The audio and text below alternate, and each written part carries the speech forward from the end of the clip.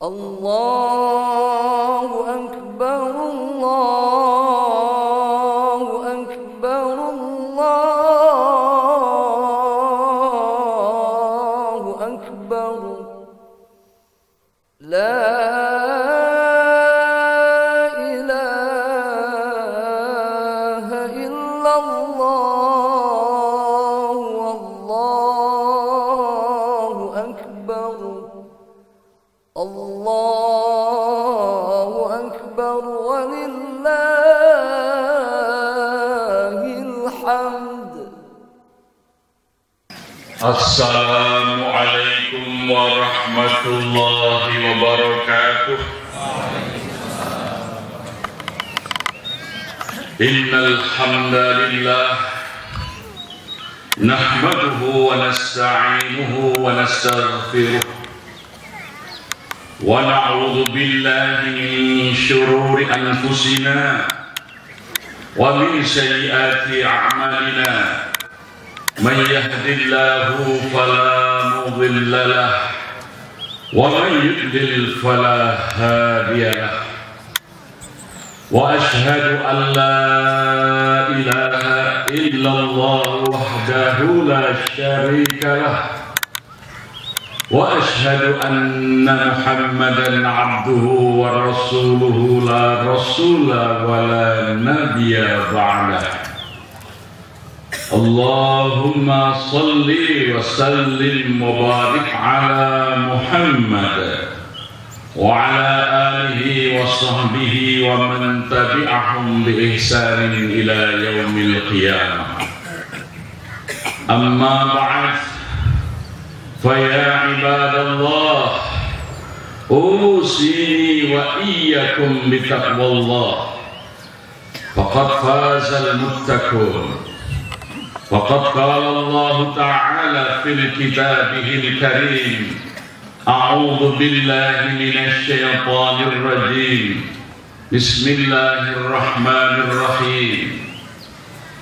يا أيها الذين آمنوا اتقوا الله حق تقاته ولا تموتن إلا وأنتم مسلمون.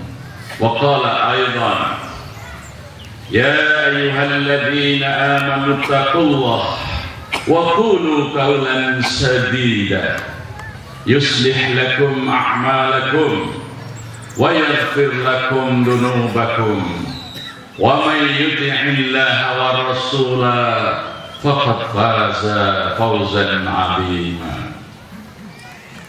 الله أكبر، الله أكبر، الله أكبر walillahil hamd.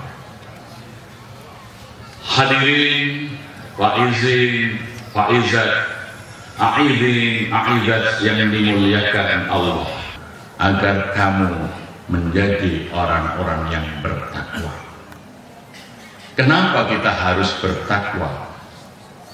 Karena dengan takwa itu kehidupan kita akan selalu diwarnai kecerdasan untuk keluar dari berbagai kesulitan.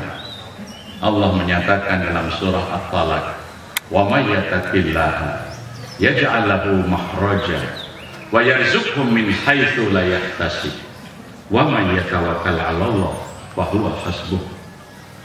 Barang siapa bertakwa kepada Allah, Allah akan memberinya jalan keluar dari setiap kesulitannya, dan Allah akan memberi rezeki dari arah yang tiada disangka-sangka datangnya. Barang siapa mau berserah diri kepada Allah, wa man yatawakkal 'ala Allah fa huwa hasbuh, maka Allah akan mencukupi segala kebutuhannya. Dengan bertakwa, Allah akan selalu hadir dalam setiap kesulitan kita, memberi jalan keluar. Dengan bertakwa, Allah akan memberi rezeki dari arah yang tiada disangka datangnya. Dan kalau kita mau berserah diri kepada Allah, Allah lah yang akan mencukupi segala kebutuhan. Dengan bertakwa kepada Allah secara kolektif, sebagai penduduk suatu negara, Allah menjadikan negara itu akan dijadikan menjadi negara yang penuh keberkahan. Dalam surat Al-A'raf Allah menyatakan, "Lau kana ahlal qura amanu wattaqaw la fatahna 'alaihim barakatin minas sama'i wal ardh." Sekiranya penduduk suatu negeri mereka itu beriman dan bertakwa, maka Allah akan membukakan pintu-pintu barokahnya, baik dari langit-langitnya maupun dari buminya. Oleh karenanya itu, kita sebagai bangsa yang telah 74 tahun, kalau menurut hitungan tahun Hijriah, diberikan kemerdekaan. Karena kemerdekaan itu diproklamirkan pada tanggal 17 Agustus 1945, itu bertepatan dengan tanggal 9 Ramadan tahun 1034. Dinyatakan oleh para pendiri negara, kemerdekaan yang dianugerahkan di bulan Ramadan itu adalah atas berkah rahmat Allah yang Maha Kuasa, dan didorongkan oleh keinginan yang luhur supaya berkehidupan kebangsaan yang bebas. Maka rakyat Indonesia dengan ini menyatakan kemerdekaannya. Dan merdeka bukan tujuan, merdeka adalah alat untuk mencapai tujuan negara, di mana pemerintah diberi beban dan kewajiban oleh negara. Dengan beban dan kewajiban yang pertama, melindungi segenap bangsa dan seluruh tumpah darah Indonesia, memajukan kesejahteraan umum, mencerdaskan kehidupan bangsa, dan ikut serta menjaga ketertiban dunia berdasarkan perdamaian abadi dan keadilan sosial. Tidaklah negara melalui tangan pemerintah bisa menciptakan tujuan dan cita-cita kemerdekaan itu, kecuali diupayakan secara bersungguh-sungguh dari pimpinan negara sampai kepada rakyat menjadi orang-orang yang beriman dan bertakwa. Maka para founding fathers telah menetapkan untuk mencapai itu, negara ini didasarkan atas ketuhanan yang Maha Esa. Karena dengan tauhid, karena ketuhanan yang Maha Esa itu tidak bisa diartikan lain kecuali tauhid. Ini dijelaskan oleh penggagas penggali Pancasila, Insinyur Soekarno, ketika menjadi Presiden Republik Indonesia pada pidato kenegaraan memperingati Nuzul Quran tahun 1947. Bung Karno mengingatkan, ketuhanan yang Maha Esa itu ialah tauhid, dan tauhid yang menjadi api yang menyala-nyala dan berkobar-kobar dalam Quran suci itu. Dan jika telah pula menyala-nyala dan berkobar-kobar pula dalam dadanya bangsa Indonesia, maka bangsa Indonesia akan menjadi bangsa yang tidak pernah mati. Jadi kewajiban negara ini memelihara tauhid umat. Menjadi kewajiban negara ini meningkatkan keimanan dan ketakwaan para rakyatnya untuk mencapai cita-cita kenegaraan itu. Apakah cita-cita kenegaraan itu sudah tercapai? Bung Hatta mengingatkan, untuk apa kita merdeka? Bung Hatta menulis di dalam artikel di Daulat Rakyat pada tahun 1931, untuk apa kita merdeka? Kalau kemerdekaan itu hanya untuk mengganti pejabat-pejabat asing dengan pejabat bumi putra, tetapi rakyat kecil masih hidup sengsara dan menderita. Si Kromo, si Marhen, si Waru, si Dadap masih menjadi budak di negerinya sendiri. Untuk apa kita merdeka? Kita merdeka karena ingin menjadi tuan di negeri sendiri. Marilah kita simak perjalanan bangsa yang sudah 74 tahun. Masihkah si Kromo, si Marhen, si Waru, si Dadap, rakyat kecil itu masih hidup susah? Masihkah ada mereka yang menderita? Masihkah ada rakyat pribumi yang hidup menderita di negerinya sendiri, sementara para pendatang yang dulu tidak pernah ikut berjuang menggarap kekayaan negara dengan sebesar-besarnya, dengan congkak mereka mengklaim seakan-akan pemilik negara. Umat Islam yang menegakkan kedaulatan itu dikatakan tidak toleran, dikatakan anti NKRI, anti Pancasila. Mulai para pengkhianat negara yang sekarang mengaruk keuntungan dengan bantuan para penguasa negara, semuanya bohong dan dusta. Maka cita-cita kemerdekaan itu belum tercapai manakala rakyat pribumi masih menjadi penonton atas kemajuan pembangunan negeri. Sehingga seorang panglima TNI membaca puisi dengan penuh rasa galau melihat pabrik-pabrik menjulang tinggi, bangunan-bangunan megah, tetapi semua bukan kita yang punya. Biasanya puisi itu dibaca para demonstran, tetapi kali ini yang membaca seorang panglima TNI. Artinya TNI merasakan betul keadaan yang sesungguhnya. Hari ini cita-cita kemerdekaan masih jauh. Pemerintah belum bersungguh-sungguh membela rakyat kecil, masih membela cukong-cukong yang bahkan berani menistakan Al-Quran.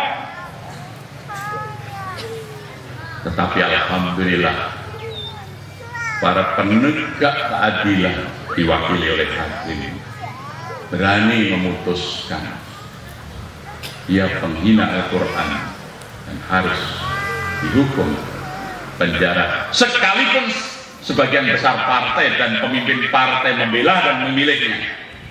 Ini bukti partai-partai politik tidak lagi merasakan decak harapan rakyat, mencari kepentingannya sendiri.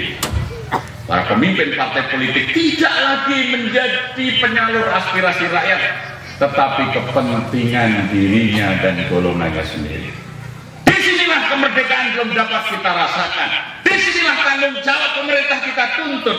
Disinilah presiden sebagai pemimpin pemerintah harus segera membuktikan dia pembela rakyat, bukan pembela cukong-cukong itu. Maka kita memerlukan tidak hanya rakyat yang beriman dan bertakwa, kita membutuhkan presiden dan aparat yang beriman dan bertakwa. Maka tidak boleh lagi di saat kita memilih pemimpin nasional ke depan membiarkan orang-orang yang tidak jelas ketakwaan dan keimanannya menjadi pemimpin negeri, karena tidak akan tercapai cita-cita kemerdekaan itu. Para pendiri negara dengan segala kemampuannya mengorbankan jiwa, raga, darah, keluarga dengan gelora takbir menegakkan kemerdekaan. Tetapi secara kalimat takbir sering dituding sebagai penyebab retaknya bangsa. Kalimat takbir dianggap sebagai ekspresi radikalisme dan intoleransi. Pemutarbalikan sejarah ini tidak boleh terjadi. Oleh karena itu, marilah umat Islam bersungguh-sungguh di dalam menegakkan agama Allah di Indonesia ini, bersatu padu menuju kepada kepemimpinan nasional yang beriman dan bertakwa, yang dapat sungguh-sungguh mengemban amanat rakyat, menciptakan negara baldatun thayyibatun wa rabbun ghafur. Kita tidak boleh lagi terikat pada partai-partai politik selagi mereka tidak punya komitmen yang nyata di dalam menggapai tujuan kemerdekaan, hanya mementingkan kepentingan singkat.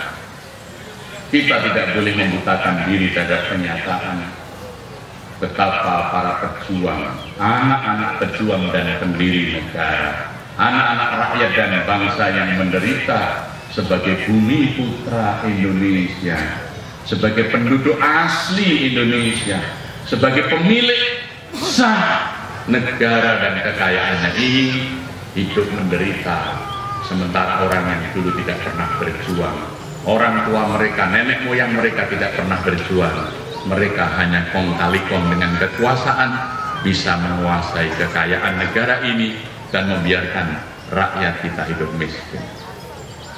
Keadilan adalah bukti ketakwaan.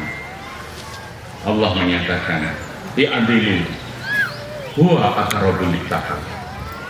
Bertindaklah adil, karena itu lebih tepat dengan takwa. Negara harus melindungi segenap bangsa dan seluruh tumpah darah Indonesia. Harus memajukan kesejahteraan umum, harus mencerdaskan kehidupan bangsa, dan harus mampu tampil berperan di dalam menciptakan perdamaian dunia berdasarkan keadilan sosial. Inilah cita-cita para pendiri negeri ini yang telah ditebus untuk meraih kemerdekaannya dengan nyawa, air mata dan darah serta pengorbanan mereka. Mudah-mudahan kita umat Islam mampu menyongsong masa depan dengan bersungguh-sungguh untuk memilih pemimpin yang benar, yang lurus, yang beriman, yang bertakwa. Karena pemimpin merupakan kunci kebesaran kemuliaan satu bangsa. Kemuliaan bangsa tidak ditentukan oleh luas wilayah, tidak ditentukan oleh banyaknya rakyat, tidak ditentukan oleh kekayaan alamnya, tetapi kemuliaan bangsa ditentukan pemimpin. Sokraminoto pernah mengatakan, sekelompok domba akan menjadi hebat jika dipimpin oleh seekor singa, karena semua domba akan belajar mengaum. Tetapi sekelompok singa akan menjadi lembek manakala dipimpin oleh seekor domba akan belajar mengembik. Pemimpin menentukan kemuliaan. Jangan salah memilih pemimpin di masa-masa yang akan datang. Pilihlah karena keimanan dan ketakwaannya. Maka Allah setiap tahun menghadirkan ibadah puasa agar semakin banyak orang yang bertakwa, sehingga semakin banyak pemimpin yang kita siapkan.